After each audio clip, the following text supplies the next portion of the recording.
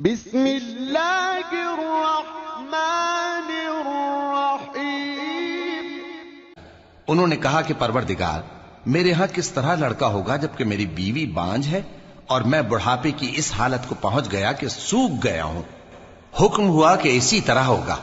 تمہارے پروردگار نے فرمایا ہے کہ مجھے یہ آسان ہے، اور میں پہلے تم کو بھی تو پیدا کر چکا ہوں اور تم کچھ چیز نہ تھے۔